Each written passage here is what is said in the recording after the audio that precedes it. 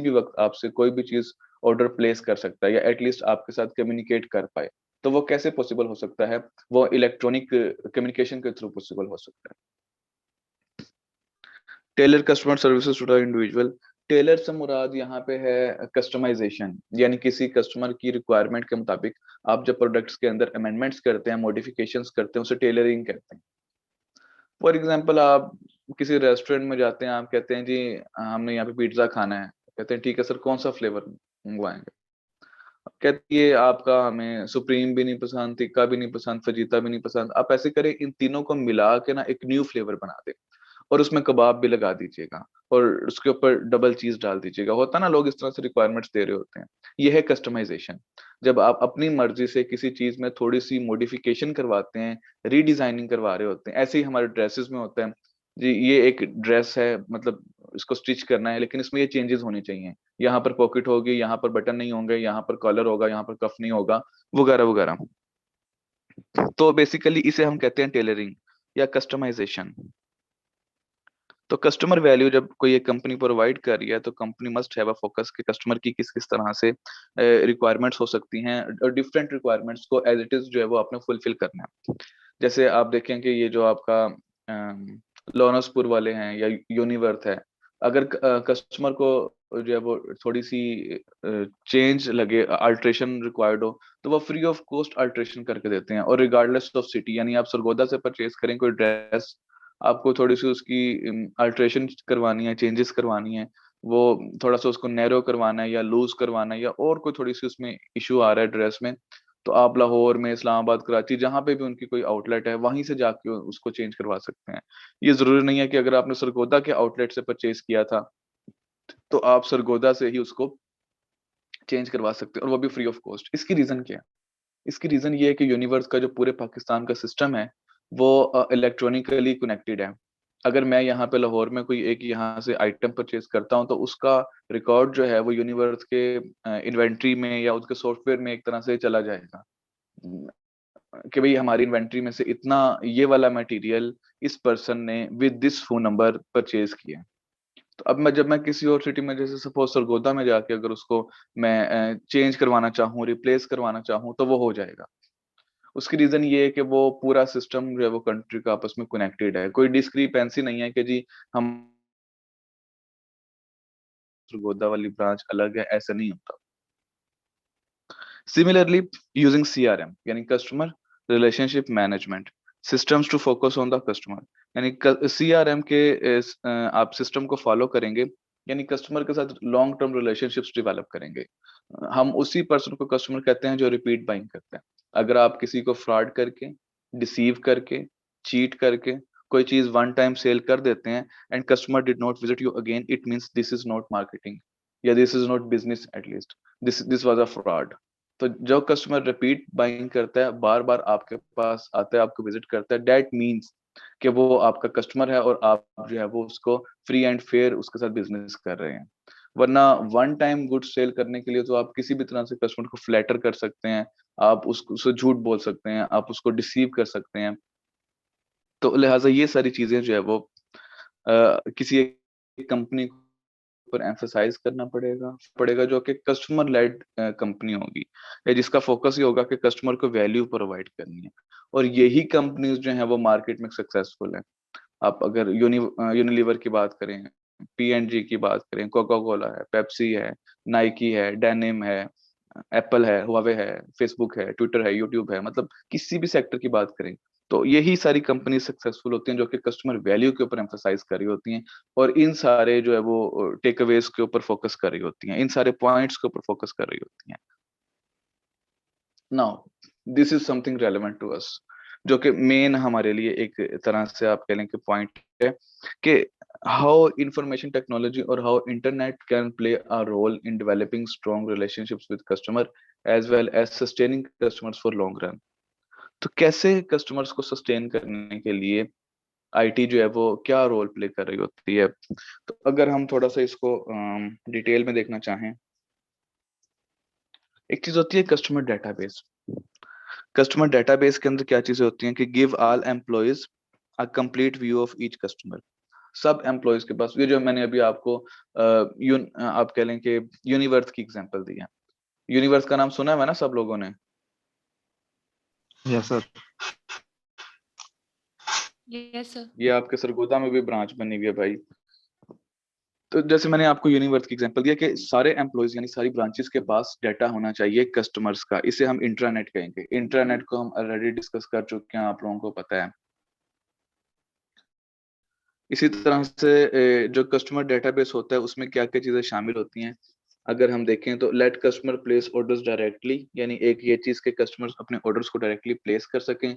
जो भी ऑर्डर वो प्लेस करेंगे कस्टमर डेटाबेस में सेव हो जाएंगे। Similarly let customer places orders through distribution partners. Distribution के जो पार्टनर्स हैं यानी आपके जो सप्लाई चेन मेंबर्स हैं, बेशक वो आपका रिटेलर एजेंट है, डिस्ट्रीब्यूटर है, उसके साथ जब आप उसके थ्रू भी अगर कस्टमर डाटा ऑर्डर प्लेस कर रहा है तो उसका भी डाटा कंपनी के पास कस्टमर डेटाबेस में चला जाए। एम्प्लॉइज और डिस्ट्रीब्यूशन पार्टनर्स को टू डेटाबेस एंड कस्टमर्स, यानी इससे मुराद ये है कि जो आपके एम्प्लॉइज हैं और जो आपके डिस्ट्रीब्यूशन पार्टनर्स हैं उनका उनके साथ जो है वो डाटा शेयर हो जाएगा।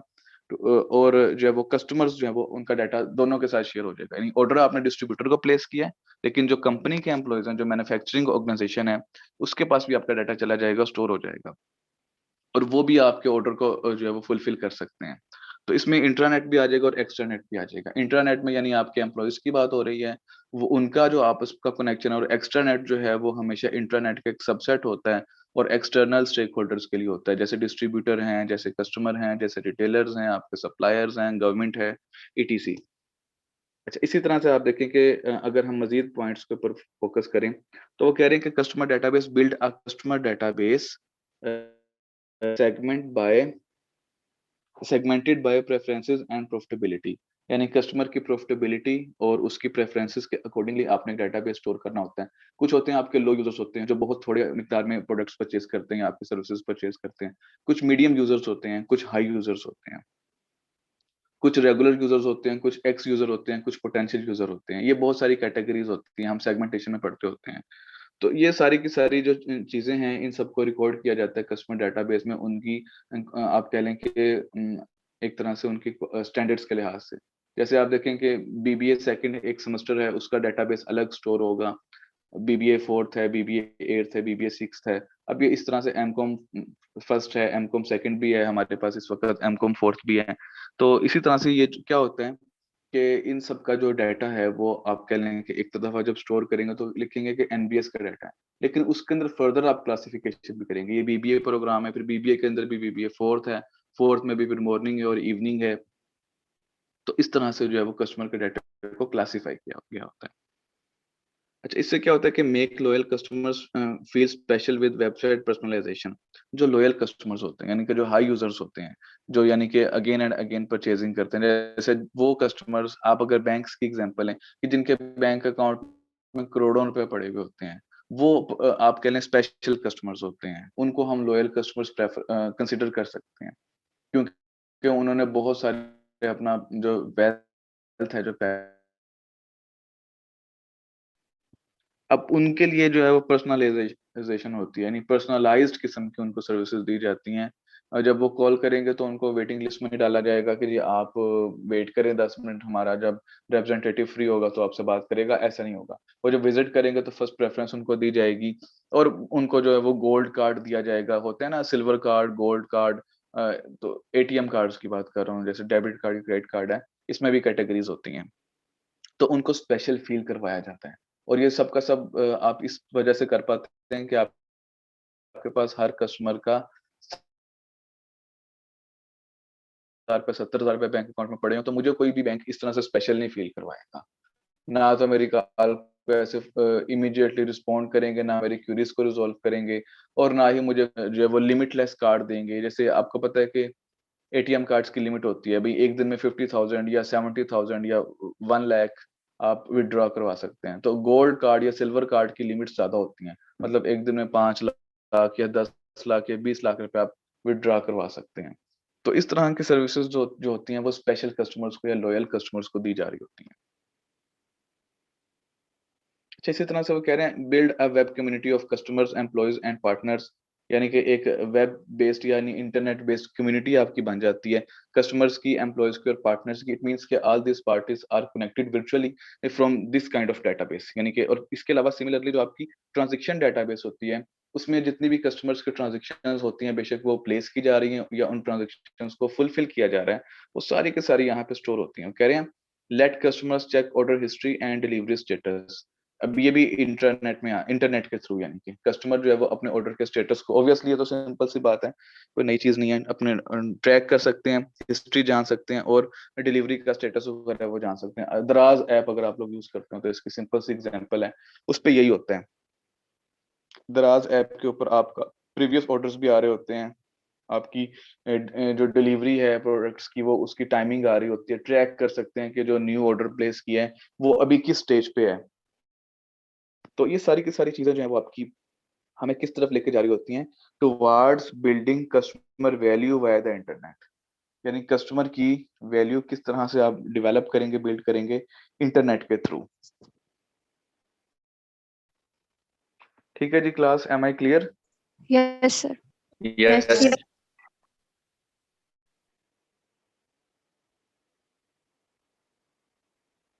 Okay,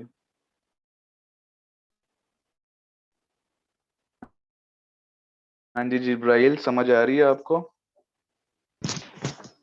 Adil, yes sir. Alamdar, yes sir, समझ आ रही।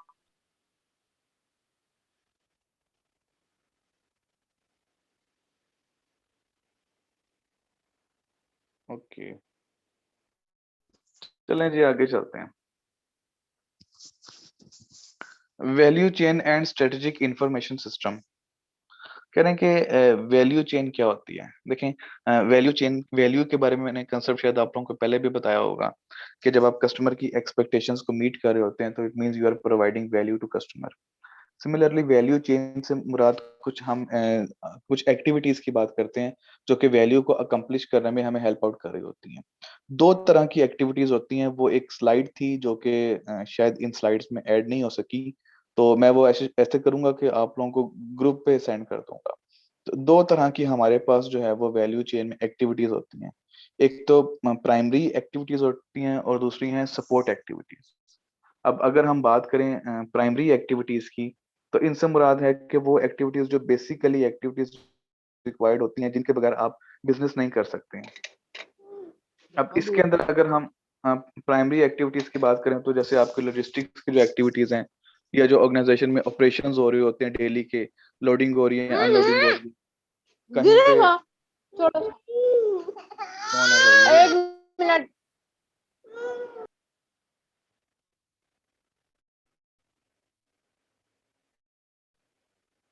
ये तो आप लोगों का हाल है, इतना नॉन सीरियस लेते हैं आप मेरी क्लास को।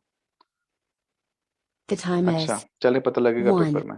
o'clock primary p.m. एक्टिविटीज की अगर हम बात करें तो प्राइमरी एक्टिविटीज का मैंने आप लोगों को बता रहा हूँ कि ऐसी बेसिक एक्टिविटीज जो कि वैल्यू क्रिएशन में आपको इसेंशियल होती हैं, मैंडेटरी होती हैं, जिनके बगैर आप जो है वो आप कह लें कि बिजनेस को नहीं रन कर सकते। जैसे हम लॉजिस्टिक्स की बात करते हैं, इससे मुराद है ट्रांसपोर्टेशन। सिमिलरली जो आपके ऑपरेशंस होते हैं, यानी ऑपरेशन से मुराद है कि जो आपकी डेली की रूटीन की एक्टिविटीज एक ऑर्गेनाइजेशन के अंदर हो रही होती हैं। इसमें जैसे मैंने आपको बताया कि अकाउंटिंग आपका सिस्टम है, कहीं पे एंट्रीज वगैरह की जा रही हैं, कहीं पे ट्रायल बैलेंस बनाया जा रहा है, इसी तरह से कहीं पर पैकेजिंग की जा रही है, कहीं पे शिपमेंट की जा रही है, इन्वेंट्री की रिकॉर्डिंग की जा रही है। वो जो डेली के ऑपरेशंस होते हैं, आपने ऑर्डर प्लेस किया है, कस्टमर आ रहा है या कस्टमर का फीडबैक जो है वो उसको रिस्पॉन्ड कर रहे हैं, तो इसी तरह से जो डेली के ऑपरेशन होते हैं। सिमिलरली आपकी मार्केटिंग या सेल्स की जो एक्टिविटीज हैं वो भी प्राइमरी एक्टिविटीज हैं, क्योंकि इसके बगैर आप बिजनेस में प्रॉफिट अर्न नहीं कर सकते, रेवेन्यू अर्न नहीं। और सर्विसेज जो आप परफॉर्म कर रहे होते हैं, यानी सर्विसेज से मुराद आफ्टर सेल सर्विसेज भी होंगी, और इसके अलावा जो है वो कस्टमर को जो है वो आप कह लें कि एक तरह से जो कस्टमर के फीडबैक प्रोवाइड कर रहे होते हैं, रिश्तेदार में जैसे बुला लो। क्रेडिट कार्ड की सर्विस है या लोन की सर्विसेज हैं या इस तरह की जो चीजें हैं, ये सारी की सारी सर्विसेज जो हैं वो आपकी। ओके, अब मैं यही करूंगा, जिसके माइक से मुझे ऐसी उल्टी सीधी आवाज आएगी तो मैं उस क्लास से निकाल दूंगा। अगर आप लोगों ने क्लास अटेंड करनी है तो करें, नहीं करनी तो ज्वाइन ही ना करें। बाकी लोगों को डिस्टर्ब क्यों करते हैं, मुझे ये चीज नहीं समझ आती।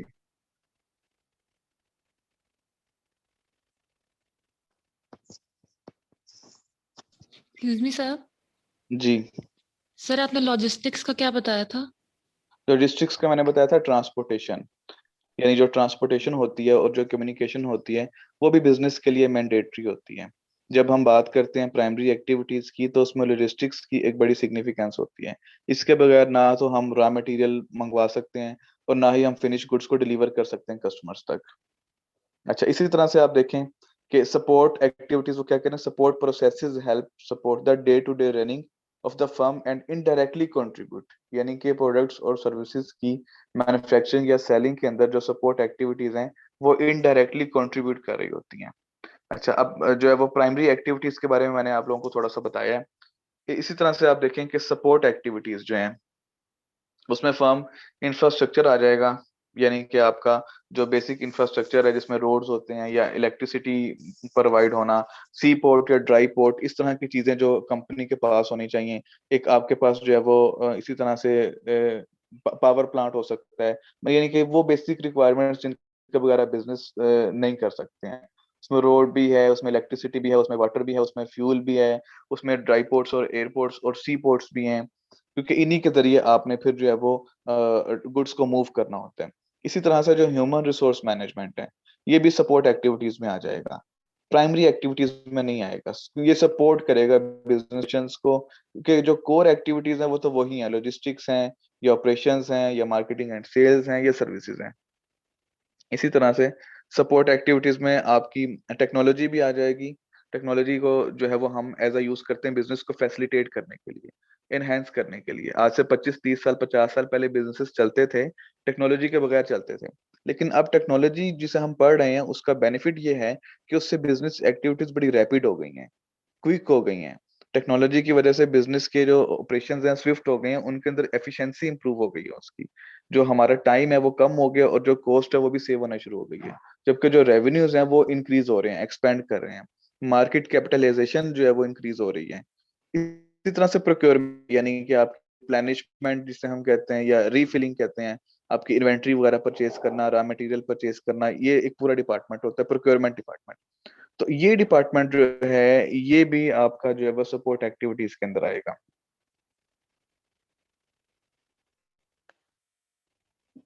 Use the value chain to highlight where comparative strategies will add the most value. तो हम इस वैल्यू चेन को यूटिलाइज करते हैं, इस्तेमाल करते हैं कि कहाँ पे जो आपकी कंपैरेटिव स्ट्रेटजीज हैं उनमें ये कंट्रीब्यूट कर सकते हैं या उसमें इनकी मदद से आप जो है हेल्प ले सकते हैं।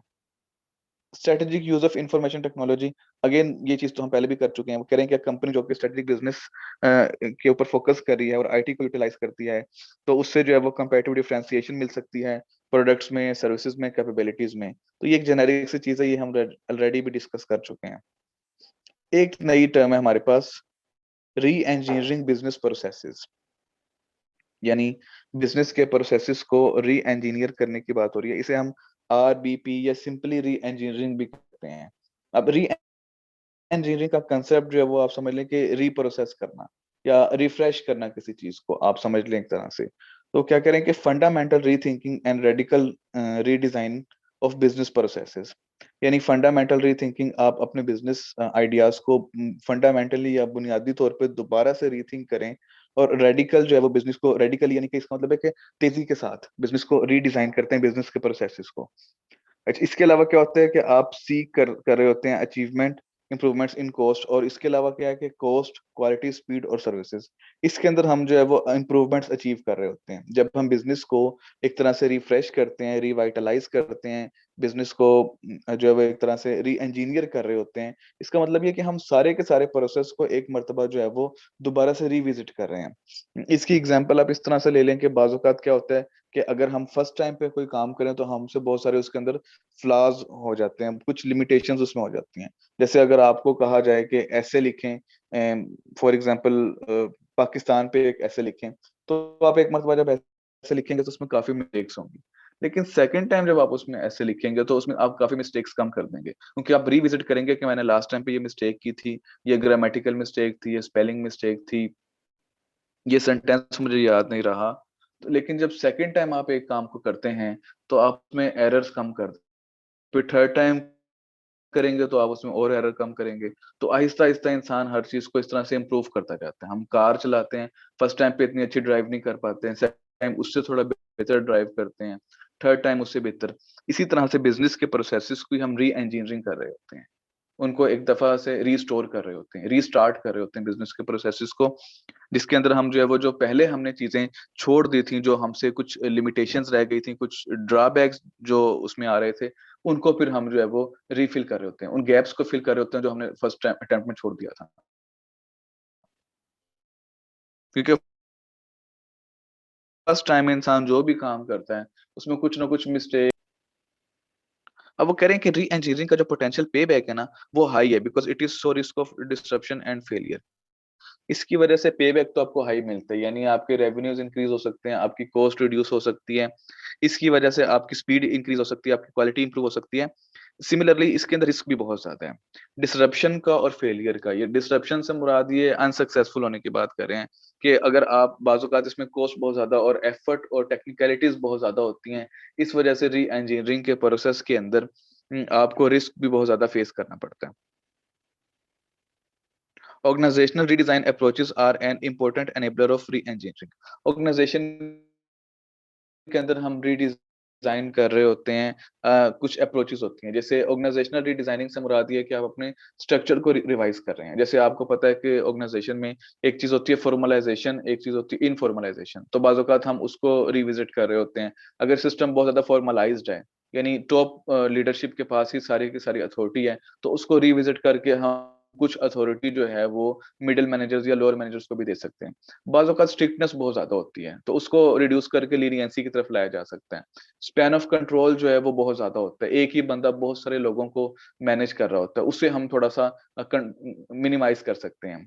स्पैन ऑफ कंट्रोल अगर कम होगा तो सही होगा कि एक पर्सन को कम लोगों की मॉनिटरिंग करनी पड़ेगी, कम लोगों को इवैल्यूएट करना पड़ेगा। इसी तरह से आप देखें कि और बहुत सारी चीज़ें होती हैं, सेंट्रलाइज़ेशन या डिसेंट्रलाइज़ेशन होती है। तो ये सारी की सारी जो चीज़ें होती हैं किसी भी ऑर्गेनाइजेशन में, या वहाँ पे जो कल्चर है, जो रिचुअल्स हैं, जो लैंग्वेजेज़ हैं, इन सब चीज़ों को जब आप रिविज़िट कर रहे होते हैं, तो इसकी वजह से आप कह लें कि आपकी ऑर्गेनाइजेशनल, इसे हम रीडिज़ाइनिंग कह रहे होते हैं। अब वो कह रहे हैं organisational redesigning approach are an important enabler of re-engineering. इन सब कामों को, इन सब चीज़ों को रिवाइज़ या रिविज़िट करने के लिए हमें जो है वो री-इंजीनियरिंग के प्रोसेस से गुज़रना पड़ता है। और कैसे गुज़रते हैं? It includes IT, information technology को यूज़ करते हुए, कुछ टीम बना के, और कुछ जो है वो मैनेजर्स को ये ड्यूटी असाइन करके। आप मैनेजर्स को ड्यूटी असाइन करते हैं कि जी आपने यहाँ का जो कल्चर है, उसमें थोड़ी-सी चेंजेस लेके आनी है। जैसे लोगों के अगर बिहेवियर में हार्शनेस ज़्यादा है, एग्रेसिवनेस ज़्यादा है, तो उसको आपने थोड़ा-सा मिनिमाइज़ करना है। यानी उनको, उनके लिए कुछ ऐसा शेड्यूल बनाएँ कि वो रिलैक्स भी हो सकें, वो गपशप भी कर सकें, कुछ फॉर्मलाइज़ेशन को कम कर दें, ड्यूटीज़ कम कर दें। जॉब रोटेशन से लोगों को बड़ा इफ़ेक्ट पड़ता है कि आप उनकी जॉब्स को रोटेट कर दें। एक पर्सन जो 10 साल से अकाउंट्स में है, उसको कुछ अरसे के लिए जो है वो आउटडोर एक्टिविटीज़ में भेजें। थोड़ा-सा उसका जो है वो कहते हैं ना कि दिमाग खुले, बाहर निकले, लोगों से मिले, सोशलाइज़ हो, उसको टूर्स के ऊपर भेजें। उसको जो है वो फॉरेन डेलीगेट्स के पास भेजें। ऑस्ट्रेलिया जा रहे हैं जी, यूके जा रहे हैं, न्यूज़ीलैंड जा रहे हैं जी, यूक्रेन जा रहे हैं, किस लिए जी? कस्टमर से मिलने के लिए। तो उससे क्या होगा कि जो आपके एम्प्लॉइज़ हैं, या जो आपका स्ट्रक्चर है, या जो आपका डिज़ाइन है, जो सिस्टम है, उसके अंदर इम्प्रूवमेंट्स लाई जा सकती हैं। तो उसके लिए आप डिफरेंट टीम्स बना सकते हैं, क्रॉस कल्चरल टीम्स होती हैं, री-इंजीनियरिंग टीम्स होती हैं। इसके अलावा आप कुछ मैनेजर्स को ये ड्यूटी असाइन कर सकते हैं। और ये सारे का सारा काम आप जो है वो टेक्नोलॉजी को यूज़ करते हुए ईज़िली कर सकते हैं। जी, मेरी बात समझ आ रही है आप लोगों यस को? सर। Yes sir. यस तो सर। जब सर। एक चीज थी, तो जब आपने स्पैन ऑफ कंट्रोल बताया था, तो आपने इसको ये बताया था ना कि जब वो ज्यादा होगा तो इसका मतलब एक बंदा एक टाइम पे ज्यादा बंदों को कंट्रोल कर रहा है, और जब जी, वो कम होगा तो जी। एक बंदा एक टाइम पे कम बंदों को कंट्रोल कर रहा है। ऐसे जी, ही था ना जी, जी, जी। कॉन्सेप्ट? स्पैन ऑफ कंट्रोल यही होता है कि एक पर्सन जो है वो उसकी सुपरविजन में कितने लोग आते हैं। अब जैसे आप देखें, एक फोरमैन जो है, वो सपोज़ एक कंस्ट्रक्शन का काम हो रहा है, तो बहुत सारे लेबर वहाँ पे काम कर रहे हैं। तो उन लेबर्स की मॉनिटरिंग के लिए या उनकी कंट्रोलिंग के लिए आपको कोई पर्सन ऊपर असाइन करना पड़ेगा, जो उनको चेक करेगा कि कितने काम कर रहे हैं। वरना आपको पाकिस्तान के लेबर्स का तो पता है कि वो काम शाम तो करते कोई नहीं है, और जो है वो टाइम वेस्ट करते हैं, बस दिहाड़ी बनानी होती है। तो अब ये डिसाइड करना है कि एक फोरमैन या एक सुपरवाइजर कितने लेबर्स को हैंडल करेगा, 10 लोगों को देखेगा, 20 को देखेगा, 50 को देखेगा। जैसे जैसे उसका ऑफ कंट्रोल होगा, वैसे वैसे वो लीनियंट होता जाएगा, उसका कंट्रोल भी कम होता जाएगा, क्योंकि वो 50 लोगों को एक ही वक्त में मॉनिटर नहीं कर सकता। हाँ, 10 लोगों को एक वक्त में आसानी से मॉनिटर कर सकता है। तो ये है स्पैन ऑफ कंट्रोल। ओके। अच्छा, RBP, वही जो बात हमने पहले की, री इंजीनियरिंग बिजनेस प्रोसेसेस, या RBP वर्सेस बिजनेस इंप्रूवमेंट्स। बाज़ औक़ात बिजनेस के अंदर इंप्रूवमेंट्स आ रही होती हैं, कुछ कंपनीज होती हैं जो कि बिजनेस में इंप्रूवमेंट को फोकस करती हैं, कि जैसे with the passage of time updation जिसे हम कहते हैं, भाई अपडेट करते रहना आप चीजों को। तो इससे फर्क क्या पड़ता है, अगर आप बिजनेस इंप्रूवमेंट, इसमें क्या फर्क होता है, और बिजनेस री इंजीनियरिंग, इन दोनों में डिफरेंस क्या होता है? देखें, जो बिजनेस इंप्रूवमेंट होती है उससे जो चेंज होता है वो इंक्रीमेंट होता है, उससे जो चेंज कंपनी में आता है वो रेडिकल जो बिजनेस इंप्रूव कर रहे होते हैं, उसमें क्या होता है कि जो प्रोसेस है, improvise new version of process, यानी कि आहिस्ता आहिस्ता जो है वो थोड़ा सा चेंज वर्जन होता है, आहिस्ता आहिस्ता चीजों को, पॉलिसीज को रिलैक्स या रिलेक्टेंट या रिलैक्स किया जाता है, उनको लीनियंट किया जाता है। जबकि बिजनेस री इंजीनियरिंग में बिजनेस के टोटली ब्रांड न्यू प्रोसेसेस होते हैं, पूरे स्ट्रक्चर को आप एक मरतबा रिवाइज कर देते हैं। इसी तरह से अगर टाइम रिक्वायर्ड देखें, तो बिजनेस इंप्रूवमेंट में थोड़ा टाइम रिक्वायर्ड होता है, री इंजीनियरिंग में ज्यादा टाइम रिक्वायर्ड होता है। अगर हम जो है वो एक तरह से पार्टिसिपेशन की बात करें, तो बिजनेस इंप्रूवमेंट के अंदर बॉटम अप होता है, यानी कि लोअर लेवल के जो लोग हैं वो इंप्रूवमेंट्स रिक्वायर कर रहे होते हैं, जी हमारी सैलरीज बढ़ाएं, या फिर हमारे जॉब डिस्क्रिप्शन में थोड़ा सा चेंज करें,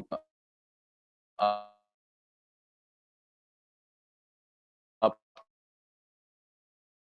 कह लें कि पॉलिसीज हमारे लिए थोड़ी सी आप टॉप मैनेजमेंट ही इतनी जो है वो एक ही वक्त में कंपनी में कर सकती है। रिस्क की अगर हम बात करें, तो रिस्क जो होता है वो मॉडरेट होता है, यानी कि नॉर्मल होता है, ऑर्डिनरी होता है बिजनेस इंप्रूवमेंट में। जबकि बिजनेस की जो री इंजीनियरिंग है, उसमें रिस्क बहुत ज्यादा होता है। मैंने पहले भी हमने डिस्कस किया, डिस्ट्रप्शन और फेलियर के चांसेस बहुत ज्यादा होते हैं। बाजुकात इतना ज्यादा चेंज जो है वो आपके एम्प्लॉयज टॉलरेट नहीं कर रहे होते हैं। जो होराइजन की अगर बात करें, तो जो बिजनेस ऑपरेशंस हैं वो पास्ट और प्रेजेंट के ऊपर फोकस करते हैं, जबकि जो बिजनेस की री इंजीनियरिंग है वो फ्यूचर ओरिएंटेड होती है, यानी कि फ्यूचर में हम कैसे अपने पूरे बिजनेस को कहाँ देखते हैं, उसमें क्या इंप्रूवमेंट्स होंगी, वो किस स्टेज पे खड़ा होगा, उसका मार्केट शेयर क्या होगा, उसकी ब्रांड पोजीशनिंग क्या होगी, ये सारी की सारी चीजें आपकी री इंजीनियरिंग के अंदर आ रही होती हैं। तो इस स्लाइड को आप लोग देख लीजिएगा, बाकी भी चीजें सिंपल से लिखी हुई हैं, उसे रीड कर लीजिएगा। अच्छा, the role of IT. Information technology plays a major role on re-engineering most business processes. Business processes की re-engineering के लिए IT का बड़ा रोल होता है। कैसे? IT can substantially increase process efficiencies. Process की efficiencies को increase कर देते हैं, यानी कि आपको speed up कर देंगे, boost up कर देंगे, आपकी speed को IT increase कर देगी। किस तरह से करेगी? वो इस तरह से कि आपकी communication improve हो जाएगी, आपके जो आप कह लें कि डॉक्यूमेंटेशन है वो सारी ऑनलाइन हो जाएगी। इसी तरह से आपके लिए पॉलिसीज बनाना, उनको इम्प्लीमेंट करना और उनको सर्कुलेट करना आसान हो जाएगा। कम्युनिकेशन इंप्रूव, वो बात हो गई है। फैसिलिटेट्स कोलैबोरेशन, कोलैबोरेशन बहुत ज्यादा हो जाएगी, यानी अगर आप कोई पर्सन जो है वो आउट ऑफ कंट्री भी है, या फिर कोई जो ऐसा एम्प्लॉयज हैं जो कि ओवरसीज काम करते हैं, बाजुकात कंपनी के हेड ऑफिस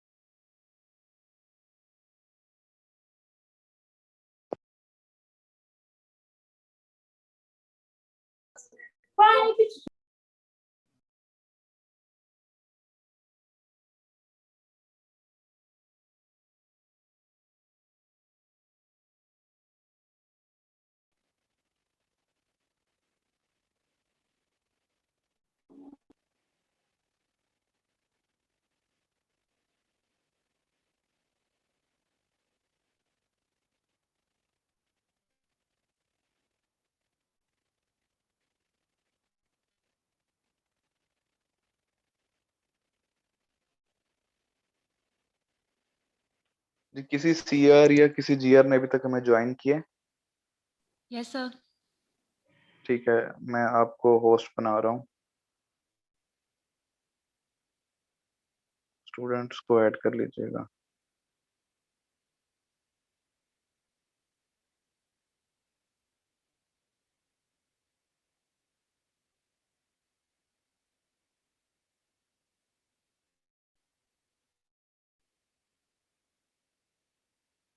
अच्छा, हम देख रहे थे the role of IT, information technology का क्या रोल होता है। एक जो लास्ट चीज है, फैसिलिटेट्स कोलैबोरेशन, यानी कोलैबोरेशन या कोऑर्डिनेशन जो है वो इंक्रीज कर रही होती है इंफॉर्मेशन टेक्नोलॉजी किसी भी बिजनेस की री इंजीनियरिंग के प्रोसेस में। वो किस तरह से, वो इस तरह से कि जब आपने किसी को ऑन बोर्ड लेना है, किसी से सजेशंस लेनी है, आपने किसी से जो है वो कंट्रीब्यूशन लेना है, तो आप फौरन जो है वो या अब्रॉड में बैठे हुए मैनेजर्स को या वहाँ की कंपनीज को, कंसल्टेशन कंपनीज होती हैं, उनको आप अप्रोच कर सकते हैं। चेंज मैनेजर्स होते हैं जो लोग आपके प्रॉपर ट्रेनिंग दे रहे होते हैं कि जी इस तरह से जो है वो आप कंपनी में चेंज को इम्प्लीमेंट कर सकते हैं और उसकी एक्सेप्टेबिलिटी की रेशो को बढ़ा सकते हैं। क्योंकि री इंजीनियरिंग में क्या होता है, चेंज ही कर रहे होते हैं, पूरे के पूरे सिस्टम को हम रिवाइज कर रहे होते हैं, उसको रीडिजाइन कर रहे होते हैं। तो लिहाजा जो है वो इस तरह की जो आपकी सर्विसेज हैं, कंसल्टेशन की है या एडवाइस है या कोई जो मैनेजर्स आपको रिक्वायर्ड है, आप वर्चुअली भी उनको ले सकते हैं, यानी आप उनके ऑनलाइन सेशंस करवा सकते हैं। अब ये नहीं है कि वो पर्सन जो कि यूनाइटेड स्टेट्स में बैठा हुआ है, चेंज एजेंट है, तो वो पाकिस्तान में आएगा तो फिर वो आके यहाँ पे हमें ट्रेनिंग देगा, हमारी मेंटरिंग करेगा, हमारी क्यूरीज को रिस्पॉन्ड करेगा। नहीं, वो वहीं पे बैठा बैठा वीडियो लिंक के जरिए हमसे कनेक्ट हो सकेगा। तो जो कोलैबोरेशन है, जो कोऑर्डिनेशन है, वो अब मोहताज नहीं रह गया बॉर्डर्स तक का या प्लेन्स का। वो ट्रेवल की जरूरत नहीं है आपको, अब ऑनलाइन या इंटरनेट के जरिए, टेक्नोलॉजी के जरिए आप जो है वो ये सारी एक्टिविटीज परफॉर्म कर सकते हैं। जो री इंजीनियरिंग का प्रोसेस है, ये एक क्रॉस फंक्शनल प्रोसेस होता है। क्रॉस फंक्शनल से मुराद है कि क्रॉस डिपार्टमेंटल, यानी किसी एक डिपार्टमेंट तक ऑब्वियसली ये लिमिटेड नहीं होता, बल्कि multiple departments are involve, I should say कि all the departments are involve in the re-engineering process of a business. How? वो इस तरह से कि आपका कोई भी डिपार्टमेंट होगा, उसको जो है वो जब तक एक डिपार्टमेंट अगर चेंज होगा तो बाकी सब के ऊपर भी उसका इफेक्ट पड़ेगा। और जो आपके मेजर डिपार्टमेंट्स हैं, जैसे ऑपरेशंस है, जैसे ह्यूमन रिसोर्स मैनेजमेंट है, जैसे फाइनेंस है, जैसे मार्केटिंग है, जैसे प्रोक्योरमेंट है, या जैसे लॉजिस्टिक्स है, इस तरह के जो डिपार्टमेंट्स होते हैं, इन सब के ऊपर जो है वो इफेक्ट पड़ रहा होता है। तो लिहाजा इन सभी को हम रीडिजाइन कर रहे होते हैं, रिविजिट कर रहे होते हैं री इंजीनियरिंग के प्रोसेस में। मैनी प्रोसेसेस आर री इंजीनियर्ड विद, बहुत सारे प्रोसेसेस जो हैं वो री इंजीनियर किए जा रहे होते हैं with enterprise resource planning software. यानी एंटरप्राइज रिसोर्स प्लानिंग सॉफ्टवेयर जो है, ERP भी इसे हम कहते हैं। तो ये बेसिकली एक इस तरह का सॉफ्टवेयर होता है जिसका काम ये होता है कि उसने पूरी ऑर्गेनाइजेशन की जो है वो एक तरह से उसको रन करना होता है, उसकी प्लानिंग करनी होती है, और वो पूरी ऑर्गेनाइजेशन जो है वो उसी एक सॉफ्टवेयर के ऊपर एक तरह से जो है वो कनेक्टेड होते हैं। तो ERP के ऊपर इंशाल्लाह हम कोशिश करेंगे कि आगे जाके एक पूरा चैप्टर भी स्टडी कर सकें।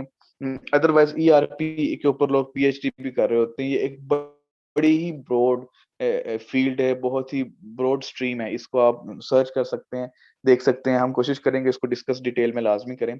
तो अभी ये समझ लें कि एंटरप्राइज रिसोर्स प्लानिंग से मुराद एक ऐसा सिस्टम है जिसके अंदर आप डिफरेंट सॉफ्टवेयर्स के ज़रिए पूरे सिस्टम को आप उसमें कनेक्ट करते हैं, और वो जो है वो आप कह लें कि इंफॉर्मेशन सिस्टम को आपकी पूरी मैनेजमेंट में, पूरे बिज़नेस में इम्प्लीमेंट कर रहा होता है सॉफ्टवेयर। सारे डिपार्टमेंट्स को आप उसमें कनेक्ट कर रहा होता है और सारी एक्टिविटीज़ आपकी इलेक्ट्रॉनिक हो जाती हैं, बजाय इसके कि आप मैनुअली कोई बिज़नेस करें या मैनुअली कोई एक्टिविटीज़ परफॉर्म करें। वो अकाउंटिंग से लेके कस्टमर्स को सर्च करना, आपके जो है वो डिस्ट्रीब्यूटर से एग्रीमेंट्स करना, आपकी ट्रांसपोर्टेशन, उसकी ट्रैकिंग, उसकी डिलीवरी, उसका स्टेटस, सारी की सारी चीज़ें जितने भी बिज़नेस में काम हो रहे होते हैं, उन सबको जो है वो इलेक्ट्रॉनिक मोड के ऊपर शिफ्ट कर दिया जाता है। तो web electronic business and commerce systems होते हैं, यानी कि इंटरनेट से एनेबल्ड होता है आपका इलेक्ट्रॉनिक बिज़नेस या जो आपका ई-कॉमर्स सिस्टम है। अब अगर हम इसको देखें, ये जो डायग्राम है हमारे सामने, बिजनेस फंक्शंस और बिजनेस प्रोसेसेस। बिजनेस के कुछ फंक्शंस होते हैं, जैसे सेल्स का जो एक फंक्शन है, ये जैसे हम बिजनेस डिपार्टमेंट भी कह सकते हैं, एक डिपार्टमेंट होता है सेल्स का। अब उसके प्रोसेसेस क्या होते हैं, उसने प्रपोजल या कमिटमेंट जो है वो एक तरह से लेके आनी होती है। कमिटमेंट कस्टमर से इस चीज की कि आप हमारे कस्टमर प्रोडक्ट को परचेज करेंगे, और प्रपोजल कस्टमर को देना होता है कि जी आप ये जो है वो हम आपको ऑफर करते हैं, या प्रेजेंटेशन देते हैं उसको कि जी आप इस प्रोडक्ट को परचेज करना चाहेंगे या नहीं करना चाहेंगे। जैसे फॉर एग्जांपल हम बात करें बी टू बी कैटेगरी में स्पेशली ज्यादा होता है, जहाँ पे मैसिव लेवल के ऊपर सेल परचेज हो रही होती है। जैसे गवर्नमेंट ऑफ पंजाब ने, आपको पता है कि किसी दौर में लैपटॉप्स डिस्ट्रीब्यूट किए थे यूनिवर्सिटीज के अंदर। अब मुझे नहीं पता कि आप लोगों को मिले हैं अभी तक या नहीं मिले, या वो स्कीम ही खत्म हो गई आप लोगों के आने के बाद। लेकिन बहरहाल जो है वो आपसे पहले जो बैचेज हैं उनमें लैपटॉप्स मिलते रहे हैं पूरे पंजाब में काफी यूनिवर्सिटीज के अंदर। तो ये जो बेसिकली लैपटॉप की स्कीम थी, उसमें कभी हायर के लैपटॉप दिए जाते थे, कभी डेल के लैपटॉप दिए जाते थे, कभी एचपी के लैपटॉप दिए जाते थे। तो अब ये बेसिकली क्या होता है कि ये कंपनीज को जब पता है कि गवर्नमेंट ऑफ पंजाब ने हजारों लैपटॉप परचेज करने हैं, तो वो उसके लिए क्या करते हैं, प्रपोजल पहले देते हैं, प्रेजेंटेशन देते हैं, जी हमारे फीचर्स ये हैं, हमारी कॉस्ट ये है, हमारी वारंटीज ये हैं, आप हमसे परचेज करें।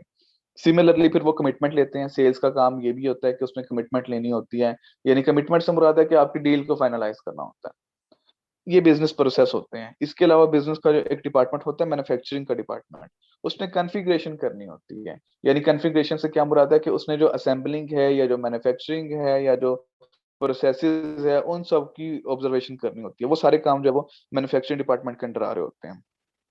फिर एक आपका फाइनेंस का डिपार्टमेंट होता है, उसका काम होता है credit checking and financial resource allocation. यानी अगर आपने फाइनेंशियल मैनेजमेंट पढ़ी या पढ़ रहे होंगे, तो उसमें आप लोगों ने देखा होगा कि फाइनेंस का एक बेसिक पर्पस ये भी होता है कि उसके रिसोर्सेज को एलोकेट किया जाएगा, और किस पर्सन को कितने फाइनेंशियल रिसोर्सेज एलोकेट किए जाएंगे। तो फाइनेंस डिपार्टमेंट का काम चेकिंग भी होता है, यानी कि फाइनेंस से रिलेटेड पैसे, क्रेडिट कहते हैं पैसे को या फाइनेंस को ही। तो इसके अलावा उसकी बिलिंग, कोई भी जो आपने रॉ मटेरियल परचेज किया या जो आपने कोई चीज सेल की, उसकी बिलिंग और उसकी कलेक्शंस, यानी पैसा रिसीव भी करना इन्होंने और पैसा एलोकेट भी करना इन्होंने, डिस्ट्रीब्यूट भी करना। तो फाइनेंस से मुराद ऑब्वियसली जो मनी से रिलेटेड जितनी भी एक्टिविटीज होंगी हम यहाँ पे उसकी बात करेंगे।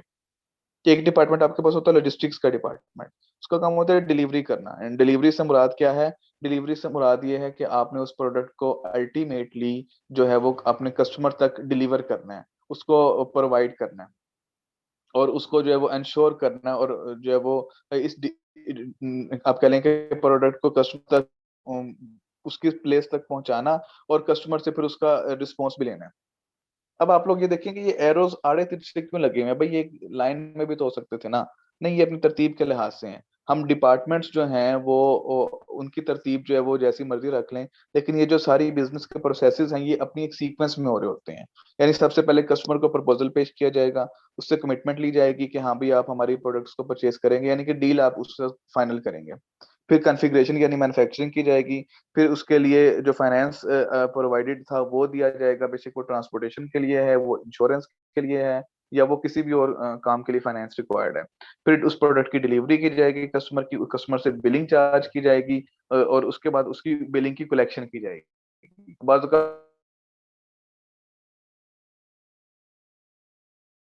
नई चीजें नहीं है हमारे लिए, ये पुरानी बातें जो हम शुरू से पढ़ते आ रहे हैं कि बिजनेस में ये सारे डिपार्टमेंट्स होते हैं और ये सारे प्रोसेसेस जो है वो बिजनेस में हो रहे होते हैं। तो जो आपका री इंजीनियरिंग का प्रोसेस है, वो इन सब के सब डिपार्टमेंट्स को और इन सब के सब प्रोसेसेस को जो है वो डायरेक्टली इफेक्ट कर रहा होता है। इन सबको जो है वो अपने साथ लेके चल रहा होता है। री इंजीनियरिंग ऑर्डर मैनेजमेंट क्या होती है कि IT that supports this process, information technology जो है वो जो इस प्रोसेस को, री इंजीनियरिंग के प्रोसेस को सपोर्ट कर रही होती है।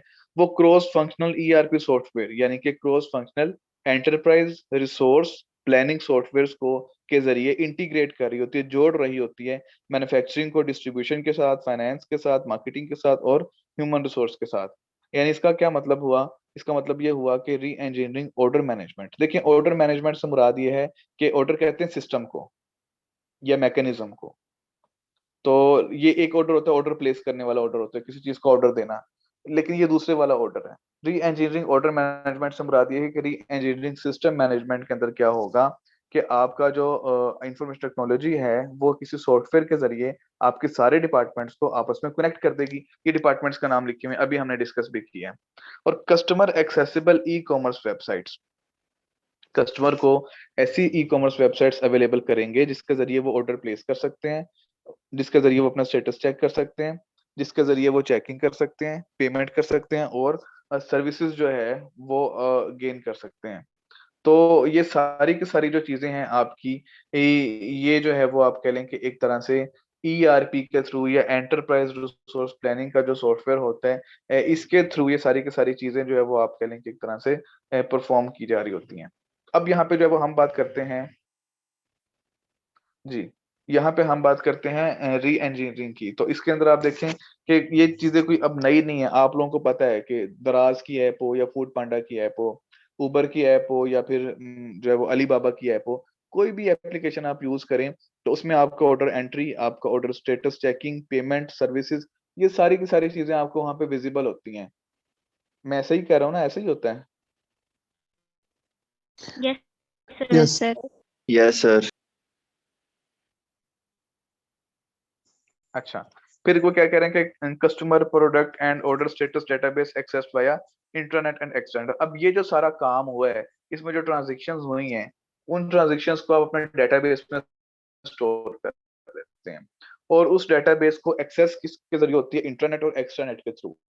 तो इंटरनेट और एक्सट्रानेट के बारे में आप लोगों को पता है, मैं ऑलरेडी डिस्कस कर चुका हूं कि जो आपके इंटरनल स्टेक होल्डर्स होते हैं वो इंटरनेट के जरिए आपस में कनेक्टेड होते हैं और किसी डेटाबेस को एक्सेस कर रहे होते हैं। मैंने शायद फर्स्ट टाइम भी बताया था, आप लोगों को पता नहीं याद हो या ना हो, हम यहाँ पे इंटरनेट की बात नहीं कर रहे कि जी इंटरनेट की एक्सेस, वो तो वाईफाई का सिस्टम अब कोई भी यूज कर सकता है। इतना सस्ता हो गया है इंटरनेट के, आप जो है वो एक 50 रुपए की 100 रुपए की सिम परचेज करें और 40-50 रुपए का पैकेज जो है वो कोई सा भी एक्टिवेट कर लें।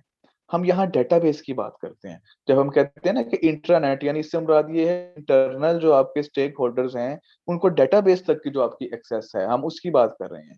और डेटा से ज्यादा कीमती कोई चीज नहीं होती। डेटा लीक होने के डाउट के अंदर जो मार्क जकरबर्ग है उसको यूनाइटेड स्टेट्स की पार्लियामेंट के अंदर जाके आंसरेबल होना पड़ा, उसकी वहां पे ठीक ठाक एक तरह से इंसल्ट हुई, इज्जत अफजाई हुई कि भी आपकी कंपनी से डाटा कैसे किसी का जो है वो किसी कस्टमर का डाटा कैसे कोई जो है वो चोरी कर सकता है, या क्यों अनऑथोराइज्ड पर्सन की तक पहुंचा। तो ये जो टेक्नोलॉजी कंपनीज होती हैं, ये जो टेक्नोलॉजी सॉफ्टवेयर होते हैं, इनमें डाटा का रिस्क बहुत होता है। हम समझते हैं कि जी क्या है, मेरा नाम किसी को पता चल जाएगा, मेरा नंबर किसी को पता चल जाएगा तो क्या फर्क पड़ेगा। लेकिन ये चीजें मैटर नहीं करती हैं। आपका आईडी कार्ड नंबर मैं शायद पहले भी बता चुका हूँ, और अगर मैं ये रिपीट कर रहा हूँ तो अच्छी बात है, ये बातें रिपीट होनी चाहिए। आपका आईडी कार्ड नंबर अगर किसी अनऑथोराइज पर्सन के पास जाता है तो वो आप किसी भी तरह से मिस यूज कर सकते हैं। इन वो कोई क्राइम करके भी आपका नाम डाल सकता है, कोई साइबर क्राइम करके आपका नाम उसके ऊपर डाल सकता है, जी ये इस पर्सन के आईडी कार्ड से एक्टिविटी की गई है। वो किसी का अगर अकाउंट हैक कर रहा है तो वो आपके आईडी कार्ड नंबर के थ्रू हैक कर सकता है। और अकाउंट से मुराद है, मैं बैंक अकाउंट की बात कर रहा हूँ। यानी इसके अलावा और बहुत सारी एक्टिविटीज हैं जो मैं बताना नहीं चाहता हूँ, लेकिन वो आपके आईडी कार्ड या आपके नेम या आपके सेल नंबर को मिस यूज करते हुए कोई भी पर्सन कर सकता है, और बहुत ज्यादा बड़ा एक ब्लंडर में या एक बहुत ज्यादा बड़े प्रॉब्लम में आपको फंसा सकता है। आपसे मुराद है जनरल बात कर रहा हूँ, सोसाइटी की बात कर रहा हूँ, इसमें मैं भी शामिल हूँ। यानी इसका मकसद ये है कि किसी भी पर्सन से, वो मैं हूँ, वो आप है, वो कोई भी थर्ड पर्सन है, अगर उसके डाटा को मिस यूज किया जाता है तो जो क्रिमिनल्स होते हैं उनका दिमाग बड़ा तेज चलता है, वो बड़े बुरे तरीके से आपके डाटा को मिस यूज कर सकते हैं। तो आप लोग भी आपका जो व्हाट्सएप पे या फेसबुक पे या अदर सोशल मीडिया पे जो डाटा है उसको एक तरह से प्रोटेक्ट करें, जब तक प्राइवेसी ना हो उस वक्त तक कहीं पे डाटा ना प्रोवाइड करें किसी भी ऐप को। अब तो ये ऐप्स जो है डाटा सेल करना शुरू हो गई हैं, इनको इतने पैसे मिलते हैं, मिलियंस और बिलियंस ऑफ डॉलर मिलते हैं, ये टेलीग्राम को, ये व्हाट्सएप को, फेसबुक को, इंस्टाग्राम को, यूट्यूब को, हमारा डाटा सेल करने पे, कि जो है वो इन्होंने फिर ये डाटा सेल ही करना शुरू कर दिया कि जब इतने लाखों करोड़ों अरबों डॉलर मिल रहे हैं तो ये डाटा क्यों नहीं सेल करेंगे। और पाकिस्तान के अंदर एक कैम्ब्रिज एनालिटिका नाम की कंपनी है यूके की, उसने 2013 का जो इलेक्शन हुआ था उसमें सर्वे करके बताया था कि इस जगह पे आपको कैंपेन करनी चाहिए, यहाँ पे लोग आपको पसंद नहीं करते, यहाँ पे लोग आपको वोट नहीं देंगे। तो हमारी एक पॉलिटिकल पार्टी ने वहां पे उन लोगों को इन्फ्लुएंस किया या प्रेशराइज किया या उनको ग्रीड किया, उनको लालच दिया, किसी तरीके से उन्होंने उन एरियाज को टारगेट किया और एक बड़ी स्ट्रॉन्ग गवर्नमेंट बनी 2013 के अंदर पाकिस्तान में। तो लिहाजा ये जो बड़ी बड़ी कंपनीज होती हैं ये डाटा को ऐसे मिस यूज करती हैं, पूरे का पूरा आपका इलेक्शन ही चेंज करके रख सकती हैं।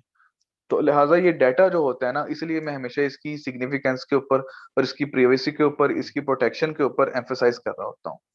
तो एक्स्ट्रा नेट से मुराद आपके इंट्रानेट का एक सबसेट होता है, जिसमें आपके जो एक्सटर्नल स्टेक होल्डर्स हैं वो किसी हद तक आपके डाटा को स्टोर कर जो है वो ट्रैक कर पाते हैं या उसको एक्सेस कर पाते हैं। ऐसा नहीं होता कि सारे का सारा डाटा उनसे आप शेयर कर देंगे, बल्कि किसी हद तक जो कि उनको चाहिए, सप्लायर को जितना डाटा चाहिए या आपके डिस्ट्रीब्यूटर को जितना डाटा चाहिए या गवर्नमेंट जो डाटा आपसे रिक्वायर करी है, तो वो एक पार्टिकुलर लिमिटेड डाटा आप उनके साथ शेयर कर देते हैं। ऐसा नहीं कि सारे का सारी डिटेल्स ही आप उनके साथ शेयर कर देंगे, ऐसा नहीं हो सकता। अच्छा जी, बिकमिंग एन एजाइल कंपनी।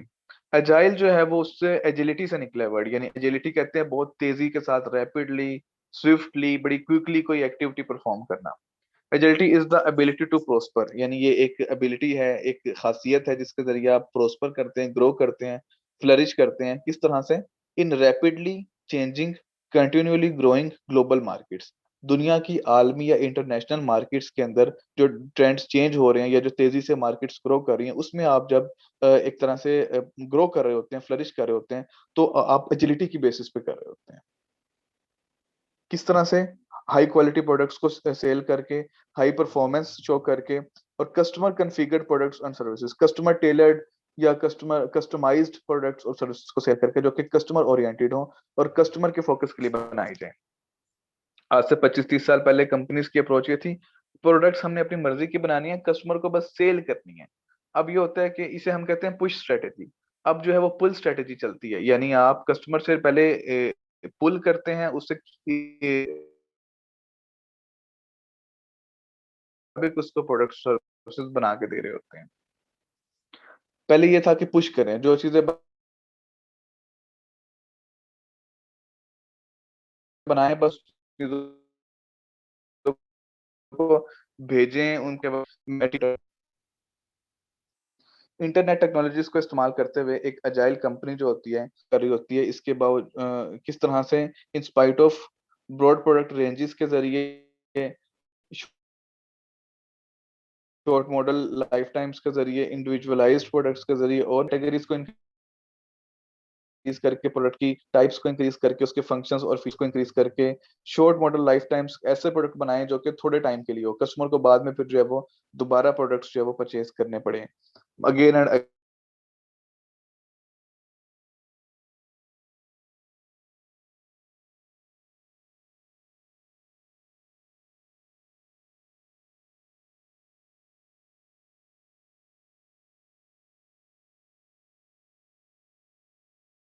एक तरह से मैन्युफैक्चरिंग करनी है और जो है वो सेलिंग करनी है। तो इससे हम कहते हैं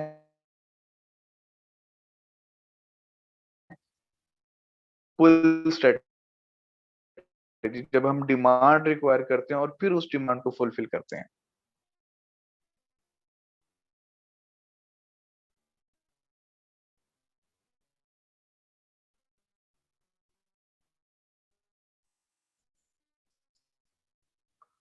अब आप ये सिर्फ जो है दाग, बल्कि ये वायरसेस को भी खत्म करता है। इसमें ऐसे केमिकल्स हैं इस जो है वो डिटर्जेंट के अंदर कि जो आपके जितनी भी एक तरह से केमिकल्स हैं वो उस बैक्टीरिया को, जर्म्स को, वायरसेस को खत्म कर देंगे जो कि आपके कपड़ों पे लगे हुए हैं।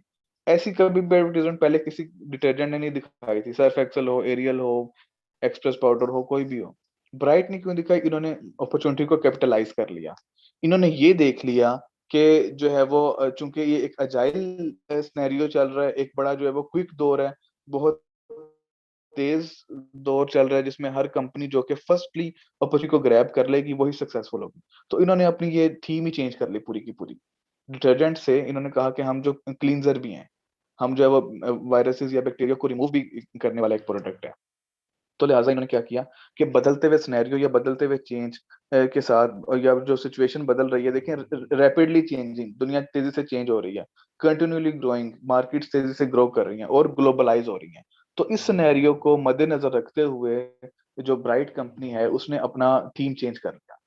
और उसको फौरन एडवर्टाइज किया सारे टीवी चैनल्स पे, बेशक वो ड्रामाज वाले चैनल्स हैं, वो न्यूज वाले चैनल्स हैं, वो स्पोर्ट्स चैनल्स हैं, हर जगह पे अपनी कमर्शियल्स लानी शुरू कर दी हैं। तो वो कस्टमर जो कि कोविड की वजह से थोड़े से डरे हुए हैं, वो फौरन ये इस प्रोडक्ट को परचेज कर लेंगे कि हाँ भी ठीक है, ये तो कोविड से भी निजात देता है, इसकी वजह से जो कोरोना वायरस है, ये जो अदर जर्म्स हैं वो भी खत्म हो जाएंगे, सिर्फ कपड़े नहीं धोएगा अब ये डिटर्जेंट। तो एजाइल कंपनीज ये काम कर रही होती हैं। ये स्लाइड पढ़ लें, फिर एक एग्जांपल मैं आपको और देता हूँ। जो एजाइल कंपनी होती है वो प्रेजेंट कर रही होती है प्रोडक्ट्स को as solution to customers problem. Bright जो है वो कस्टमर का जो प्रॉब्लम है इस वक्त सबसे बड़ा कोविड-19, उसके सॉल्यूशन के तौर पे अपने आप को पेश कर रही है। अब वो डिटर्जेंट के हद तक नहीं बात रही कि हाँ बस कपड़े धो धो के साफ कर देंगे और कपड़ों में से एक फ्रेग्रेंस आएगी, नहीं। Cooperates with customer suppliers and competitors, ऐसी जो कंपनी होती है वो कोऑपरेट कर रही होती है अपने कस्टमर सप्लायर्स और कंपटीटर्स के साथ, उनके साथ इन टच होती है, इंटैक्ट होती है।